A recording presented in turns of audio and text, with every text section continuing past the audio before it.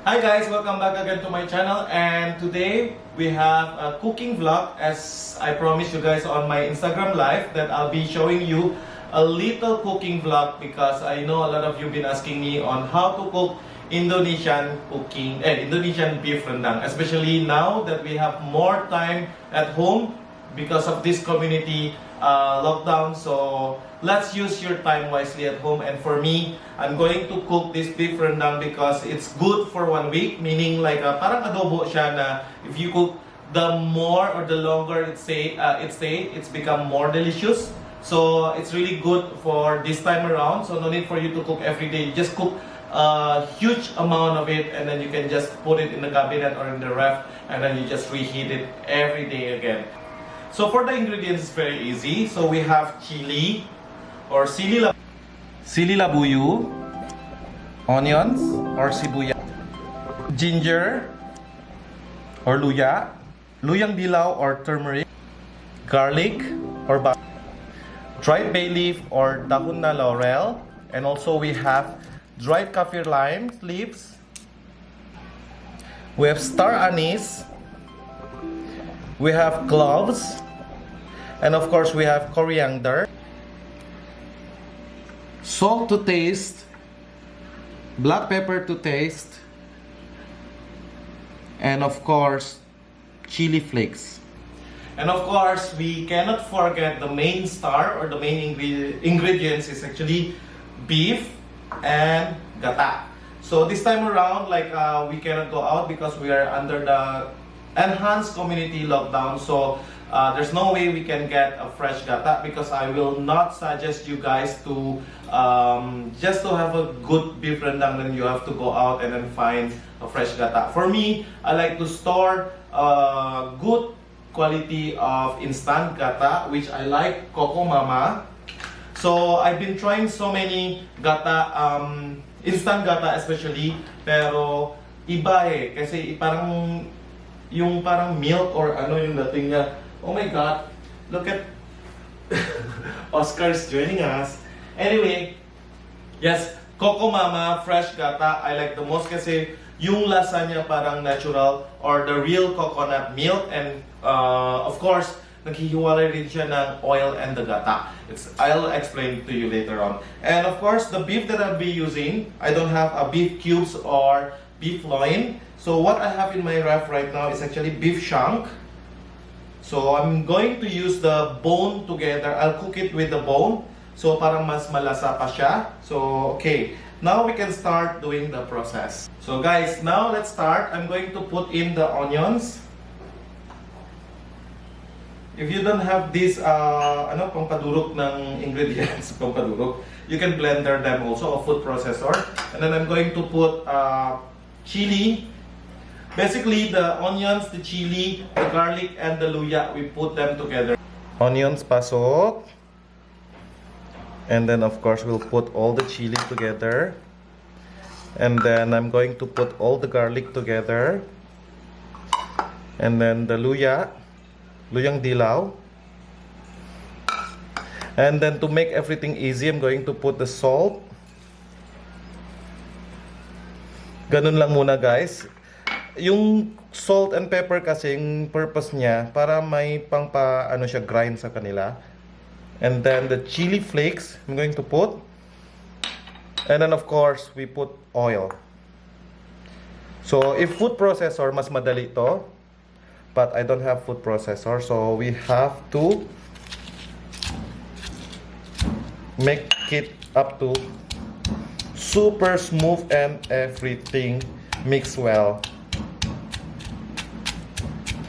So Indonesian cooking is very easy, especially if you have blender or food processor. But hindi ko alam bakit sa bahay ko wala kami ng food processor, and the blender that we have I don't want to use for these spices, so I have to buy extra para hindi maaamoy yung spices for the ingredient that I have, the blender that I have. So can you imagine this one after 48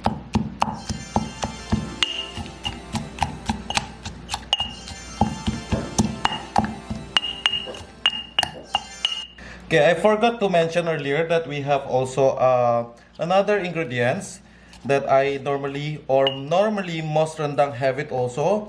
It's actually chili paste.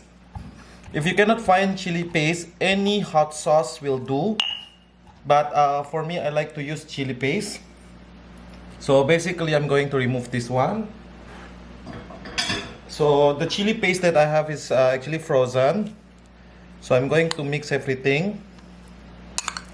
So yes, you'll be surprised because this chili a lot. Probably about 3 teaspoons. So imagine nyo kung chili paste nyo is actually pure chili, kung paano siya kahang. But this one, I make it chili paste with sugar and salt na siya. So technically, hindi siya masyado manghang. Or if you want, the Korean chili paste is good also. That you can mix also a little bit.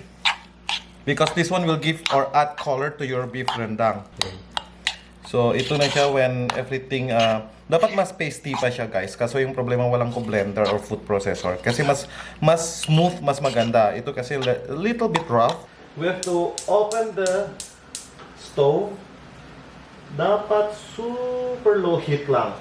Super low heat kasi we don't want the beef to get tough. And then first of all, I'm going to put the oil. This one I'm using olive oil para a little bit healthy. And then I'm going to add another cup of virgin coconut oil. So this one is actually in Indonesian cooking, karamihan gamit namin na virgin coconut oil kasi it's good also to use during this time around because virgin coconut oil can actually fight against infection or viral infection or virus like what we have now. So anything that you want to eat with active ingredients like that must naka. So now I'm going to put inside the ingredient that we already smoothened.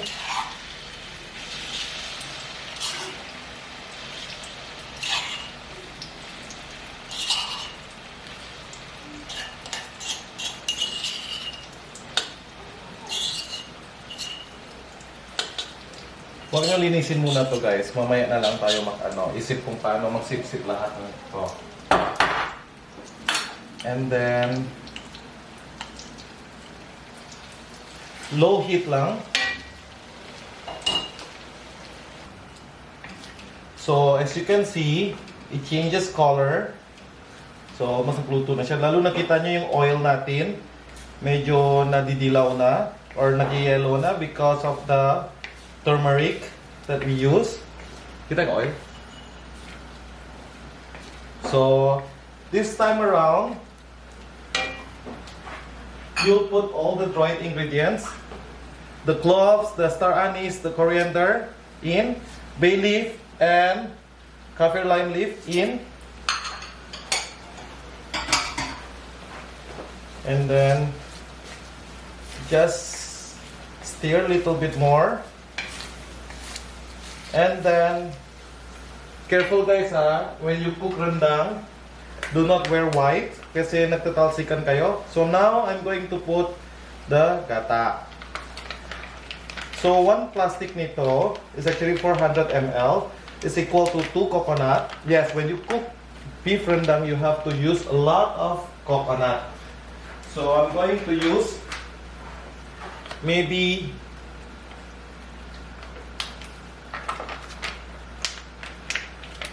3 of these.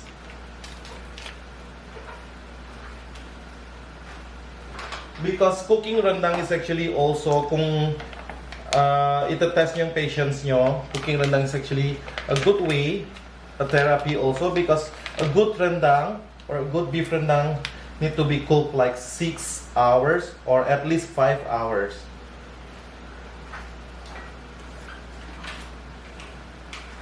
So now, I'm going to increase a little bit lang yung apoy. Pero on the low heat pa rin guys. And then slowly later on, you'll watch how this coconut will change color. Now, I'm going to put in the beef. Oh! Don't worry. I'm going to change a little bit later. So I'm going to put in the beef kasi hindi nyo gusto yung pakuluan muna yung gata kasi kung the temperature is so hot and then you put the beef, titigas lalo, nagsa-shock, temperature shock yung tawag yan.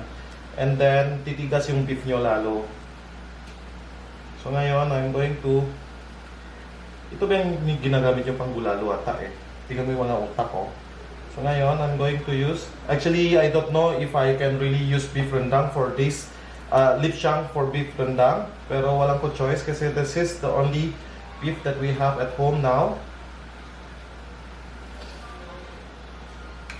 So now I'm going to generously stir the entire thing. Beef rendang is actually stewed beef in coconut milk or coconut cream. So definitely you don't want to stir so much because baka maghiwala yung I don't know kung how they call it in Tagalog, pero in Indonesia we call it pecah. They call it like broken yung gata. So gusto mo slowly stir lang. So you have to constantly stir them slowly. Okay, now it's actually the time is 11:28 in the evening. So let's see mamaya. I know for this video I'm going to stay up late hanggang siguro mga anong oras tayo magtatapos to. Para makita niyo kung paano katagal magluto ng beef rendang. Pero when you try it, super sarap naman.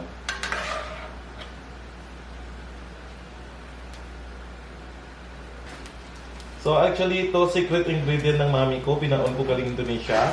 Pero actually alam mo, parang yung mga ingredients kanina yung pinapaste natin, ito yung powder rice lang.